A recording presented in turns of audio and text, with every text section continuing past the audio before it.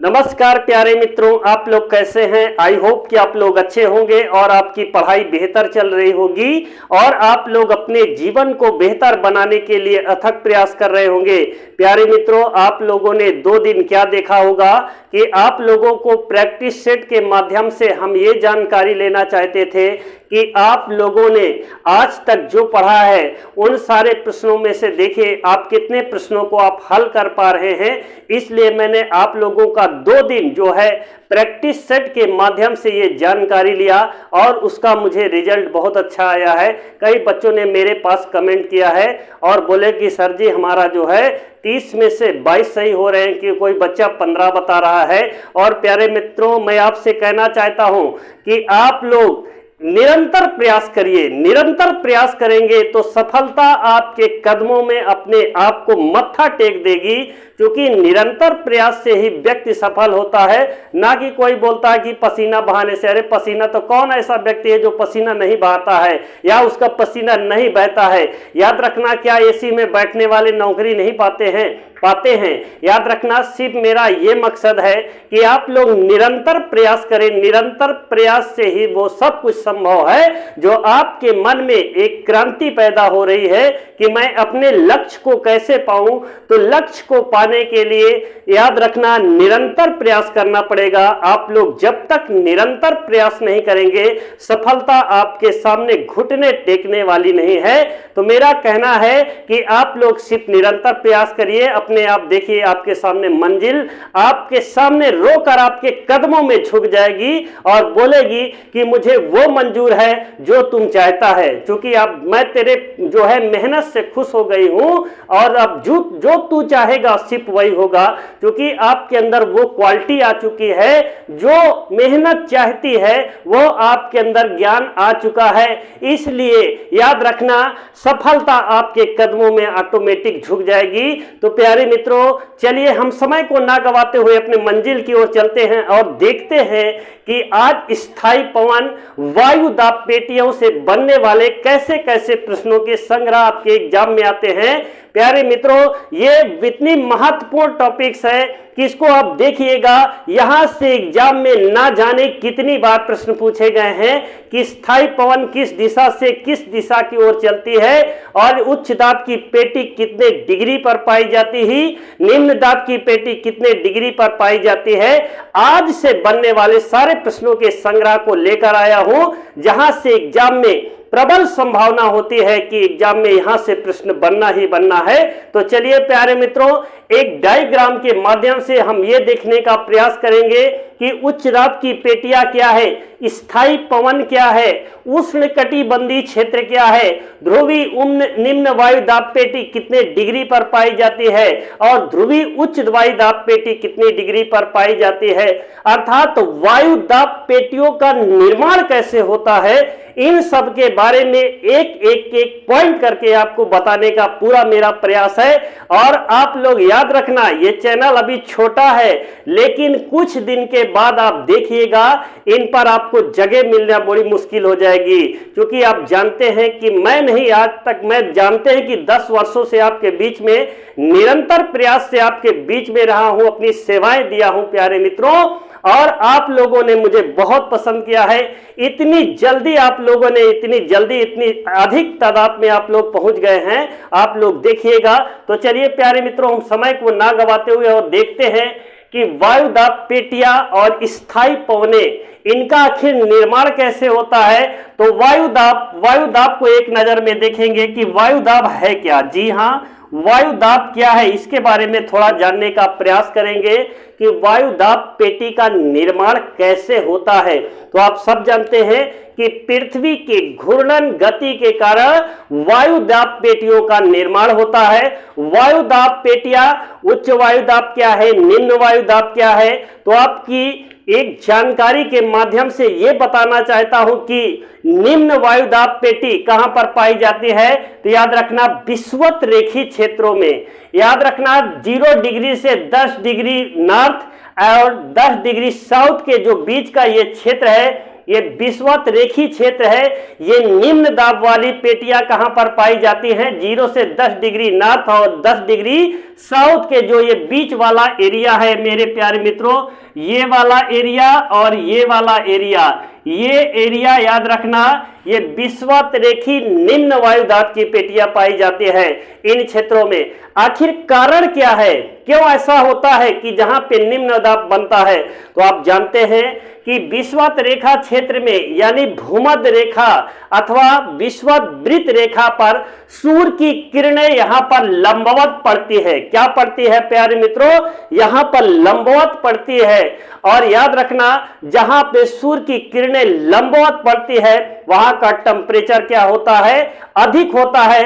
और याद रखना, जब अधिक टेम्परेचर होगा तो जो यहाँ की वायु होगी वो गर्म हो जाएगी, और जब गर्म हो जाती है वायु तो हो जाती है हल्की, और जब हल्की हो जाती है तो यहां से क्या होता है? वायु का पलायन होता है, सीधा ऊपर की ओर उठने लगती है। इसका मतलब है कि वहां पर निम्न दाब हो गया है, तभी तो वायु उठेगी। जब निम्न दाब होगा तभी वायु उठेगी। इन सारे प्रश्नों को आप एक एक करके जो है देखने का, समझने का पूरा प्रयास कीजिएगा प्यारे मित्रों। अगर आपको कहीं यहां से दिक्कत होती है तो आप लोग एक बार लाइक शेयर कमेंट जरूर करिएगा।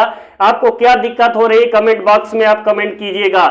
यहाँ पे निम्न दाब की पेटी पाई जाती है उच्च टेम्परेचर की वजह से। जी हाँ, ये ताप जनित पेटी है। कैसी पेटी है? ताप जनित पेटी है, अर्थात उच्च ताप वाली पेटी है। क्या है? उच्च ताप वाली पेटी है। दाब नहीं बोलिएगा, उच्च ताप वाली पेटी कहां पर पाई जाती है? विषुवत रेखी क्षेत्रों में, और इसी को बोलते हैं निम्न दाब वाला क्षेत्र।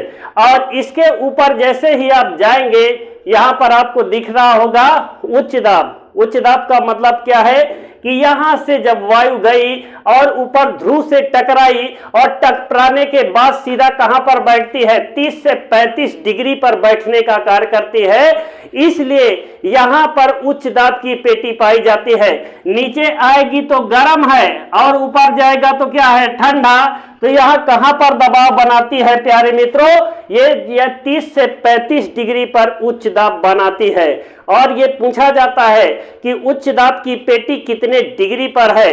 तो याद रखना 30 से 35 डिग्री पर उच्च दाब वाली पेटी पाई जाती है। और प्यारे मित्रों, आप इसके ऊपर जैसे ही जाएंगे वो आपको ध्रुवीय क्षेत्र प्रारंभ हो जाएंगे। कौन से क्षेत्र प्रारंभ हो जाएंगे? ध्रुवीय क्षेत्र प्रारंभ हो जाएंगे। इसका मतलब ये ठंडा की। इसके बाद आप जैसे ही ऊपर जाएंगे ये उष्णकटिबंधी वाला क्षेत्र है। कैसा क्षेत्र है? ये उष्णकटिबंधी। इसका मतलब ये है प्यारे मित्रों, इस 10 डिग्री से लेकर यहां तक 30 से 35 डिग्री के बीच में उष्णकटिबंधी वाला क्षेत्र है। कैसा क्षेत्र है? उष्णकटिबंधी क्षेत्र है। इसका मतलब है गर्म क्षेत्र है। और जैसे ही इसके ऊपर आप जाएंगे याद रखना ठंडा, यानी कि धीरे धीरे क्या होगा? आप बर्फ की ओर जाना प्रारंभ करेंगे। इधर से आप जाएंगे तो सीधा आप ध्रुव की ओर जाएंगे तो यहां तक आपको कैसा क्षेत्र मिलेगा? गर्म क्षेत्र मिलेगा। और इसके बाद जैसे ही 30 डिग्री को आप क्रॉस करेंगे याद रखना वो सीधा आप ध्रुवों की ओर जाना प्रारंभ कर देंगे। और यहां पर कैसी पेटी पाई जाएगी? याद रखना ध्रुवीय, यानी कि शीतोष्ण कटिबंधी क्षेत्र यहां से प्रारंभ होता है। और 30 डिग्री तक कैसा क्षेत्र? उष्ण कटिबंधी वाला क्षेत्र पाया जाएगा प्यारे मित्रों। और अब इधर देखेंगे आखिर पछुआ पवन क्या है, स्थायी पवन क्या है, इस सबको एक डायग्राम के माध्यम से आप देखने का प्रयास कीजिए। और सबसे पहले तो आप इधर देखिए ताकि यहां से बनने वाले जो प्रश्न है उसको आप लिख लीजिए, स्क्रीनशॉट ले लीजिए ताकि इसको आप दोबारा से लिख सके। और पेन कॉपी अपने साथ में रखें और साथ में लिखते जाएं प्यारे मित्रों, क्योंकि ये आपको दोबारा से मिलने वाला नहीं, आपको फिर से पुनः चैनल को जाना पड़ेगा और आपको देखना पड़ेगा। अगर आप लोग पेन और कॉपी से एक बार लिख लिए तो आपको फिर से दोबारा जाने की जरूरत नहीं है, क्योंकि आप लोगों ने इसको अपने बुक में कॉपी पर उतार लिया है। तो चलिए, वायु दाब पेटियां 4 प्रकार की पाई जाती हैं। जी हाँ, पृथ्वी के घूर्णन गति के कारण 4 प्रकार की वायु दाब पेटियां पाई जाती हैं। कौन कौन सी है?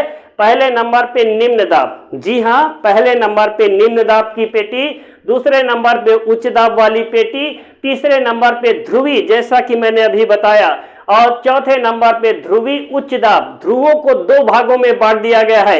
इसका मतलब कि एकदम पोल पर जाएंगे तो टोटल बर्फ है, उसके नीचे जैसे आएंगे कुछ पिघली हुई बर्फें मिलेंगी आपको। इसलिए ध्रुवी क्षेत्र को दो भाग में बांट दिया गया है, ध्रुवी उच्च वायुदाब पेटी, ध्रुवी निम्न वायुदाब पेटी। याद रखना कितने प्रकार की वायुदाब पेटियां पाई जाती है? 4 प्रकार की पृथ्वी पर वायुदाब पेटियां पाई जाती है। और प्यारे मित्रों, अब जैसे ही आप देखेंगे नीचे आएंगे, नीचे वाले पार्ट्स पर देखेंगे लिखा होगा स्थायी पवन या सनातन पवन। 3 प्रकार की होती हैं। सनातन का मतलब यह है कि जो चलता चला आ रहा है निरंतर से, सनातन कहते हैं। सनातन धर्म सबसे प्राचीन जो है, याद रखना सनातन। तो इसका मतलब स्थायी पवन या सनातन पवन 3 प्रकार की पाई जाती है। पहले नंबर पे व्यापारिक पवन, दूसरा है पछुआ पवन, तीसरा है ध्रुवी पवन। इन सारे प्रश्नों को एक एक करके आप देखिएगा और यहां से जो बनने वाले प्रश्न है, मैं आपको यकीन दिलाता हूं, यकीनन आप इस प्रश्न को करने के बाद यहां से आने वाले उन सारे प्रश्नों की खोपड़ी में आप आग लगा दोगे। बस एक बार आप इसको देखिएगा, कायदे ढंग से अपने दिमाग में इसको सेव करने की कोशिश कीजिएगा। तो 3 प्रकार की सनातन पवनें पाई जाती हैं या स्थायी पवनें पाई जाती हैं। और ये निम्न दाब की पेटी 0 से 10 डिग्री के मध्य पाई जाती है और उच्च वाली 30 से 35 डिग्री, जैसा कि अभी बताया। और ध्रुवी निम्न 65 से 70 के बीच में। ध्रुवी उच्च दाब पेटी जो है 85 से 90 डिग्री के मध्य में पाई जाती है। प्यारे मित्रों, आई होप कि यहां तक आप लोग बात को समझ गए होंगे। अब किधर चलते हैं? अब इधर चलते हैं और देखते हैं स्थायी पवनें कौन कौन सी हैं। तो याद रखना, जितनी भी पवन स्थायी पवन होती है वह सिर्फ एक दिशा की ओर अग्रसर होती है। किस दिशा की ओर? एक ही दिशा की ओर अग्रसर होने वाली पवनों को स्थायी पवन कहा जाता है। अब इसमें आपको यह छांटना है कि पूर्वी पवन, पश्चिमी पवन, ध्रुवी पवन किस दिशा से किस दिशा की ओर प्रवाहित होती है। जैसा कि आप गांव के भी हैं तब भी आपको पता है, आप शहर के हैं तब भी आपको पता है कि आखिर पछुआ पवन किस दिशा से किस दिशा की ओर चलती है। तो आप सब जानते हैं कि पश्चिम से पूर्व की ओर जाती है, तो उसको हम क्या बोलते हैं? पछुआ पवन बोलते हैं। और पूर्वी पवन इसका मतलब पूर्व से पश्चिम की ओर प्रवाहित। लेकिन यहां पर डायग्राम से थोड़ा आपको समझने में थोड़ा दिमाग लगाना पड़ेगा प्यारे मित्रों, तब आप इसको समझ पाएंगे। और जरा सा दिमाग लगा दिया तो यहां से जितने भी तरह से खतरनाक यदि प्रश्न बनेगा तो आप उसकी खोपड़ी में आप आग लगा दोगे, ये पूरा मुझे विश्वास है। तो याद रखना, अगर आपसे यह पूछा जाता है कि पूर्वी पवन, जी हां, पूर्वी पवन कितने डिग्री से लेकर कितने डिग्री के मध्य प्रवाहित होती है, कितने डिग्री पर आप ध्यान रखिएगा। यहां से आप इस पॉइंट को आप ध्यान में रखिएगा।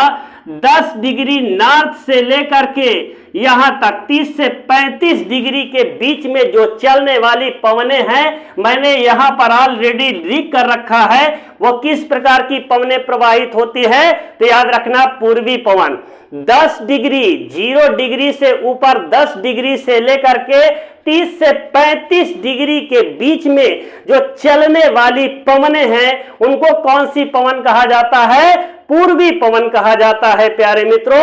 और पूर्वी पवन अगर उत्तरी गोलार्ध में बात करें तो उत्तर पूर्व दिशा से प्रवाहित होती है। जैसा कि यहां से आप देखिएगा एक डायग्राम के माध्यम से, ये क्या होगा? उत्तर पूर्व होगा ना, तो उत्तरी गोलार्ध में उत्तर पूर्व दिशा से प्रवाहित होती है और दक्षिणी गोलार्ध में उत्तर पश्चिम दिशा। उत्तर क्या है ये? यहां से इधर देखिएगा, यहां से आप देखिएगा, इधर तो उत्तर पूर्व होगा और इधर दक्षिण पूर्व होगा। क्या होगा? इधर देखेंगे तो दक्षिण पूर्व दिशा की ओर से प्रवाहित होती है पूर्वी पवन। और याद रखना, जैसे ये 10 डिग्री से नॉर्थ से 30 डिग्री के बीच में प्रवाहित होती है, ऐसे ही सेम कंडीशन में याद रखना दक्षिणी गोलार्ध में भी वही कंडीशन होगी जो उत्तरी गोलार्ध में कंडीशन होगी। सेम कंडीशन, दोनों वही कंडीशन होगी। 10 डिग्री से 30 से 35 डिग्री उत्तर में हो जाएगा, तो 10 डिग्री से लेकर 30 से 35 डिग्री के बीच में पूर्वी पवन प्रवाहित होगी। इसका मतलब यहां से लेकर टोटल यहां तक जो है पूर्वी पवन चलती है। प्यारे मित्रों, इन सारे पॉइंट को आप नोट कीजिएगा और इसके ऊपर जैसे ही जाएंगे उच्च दाब के ऊपर, इस पॉइंट्स को आप देखिएगा, उच्च दाब के ऊपर जैसे ही आप जाएंगे यहां से आपको कौन सी पवनें मिल जाएंगी प्यारे मित्रों, यहां से आपको मिलेगी पछुआ पवन। जी हां, पछुआ पवन कितने डिग्री से कितने डिग्री के बीच में प्रवाहित होती है या चलती है, याद रखना। इन सारे पॉइंट को ध्यान में रखिएगा। यहां से 30 से 35 डिग्री पर उच्च दाब की पेटी पाई जाती है। इसका मतलब है कि यहां से लेकर 70 डिग्री के मध्य, जी हां, 35 से लेकर 70 डिग्री के मध्य में पछुआ पवन प्रवाहित होती है। इन सारे पॉइंट को आप नोट करते जाइएगा। अगर पछुआ पवन 30 से 35 से लेकर 35 से 70 डिग्री के मध्य जो है पछुआ पवन प्रवाहित होती है, इन सारे पॉइंट को आप नोट कीजिएगा प्यारे मित्रों। और यहां से जितने भी तरह से बनने वाले प्रश्न हैं उन सारे प्रश्नों की खोपड़ी में आप एक एक करके आग लगा दोगे। लेकिन आप एक बार इनको देखिएगा और देखने के बाद आपको यदि कहीं से समझ नहीं आता है तो आप एक बार कमेंट बॉक्स में कमेंट कर दीजिएगा। हम आपको पुनः दोबारा आपको समझाने का प्रयास करेंगे। और यदि आपको ज्यादा जानकारी लेना है तो सीधा ऑफलाइन क्लास में न्यू ऋषि कोचिंग में आकर के आप क्लास लेकर के जो है सीधा आप समझ सकते हैं। आपको कहीं से भी यहां से अगर दिक्कत है तो आप बोलिए, मैं आपको पुनः दोबारा, आप फोन नंबर पे हमारे कॉल करिए भाई, ये 6393 035 437 ये मेरा नंबर है, याद रखना। किसी भी बच्चे को यदि जीएस में कहीं से किसी भी प्रकार की दिक्कत होती है तो आप एक बार मेरे पास कॉल कीजिएगा और मुझसे आप जो है वार्तालाप कर सकते हैं। पूरी छूट दिया हूं, आज तक मैंने कभी किसी को जो है ऐसा नहीं कि किसी की कॉल को रिसीव ना किया है। अगर उस समय नहीं खाली तो 1 घंटे बाद, लेकिन आपको जवाब जरूर देंगे प्यारे मित्रों। और मैं समझता हूं कि आप लोगों को ये सारी बातें समझ में आ गई होंगी और आप लोगों को यदि समझ में आ गई होंगी तो आप कमेंट बॉक्स में कमेंट जरूर कीजिएगा प्यारे मित्रों। और आज की क्लास को यहीं पर विराम करते हैं। जय हिंद, जय भारत।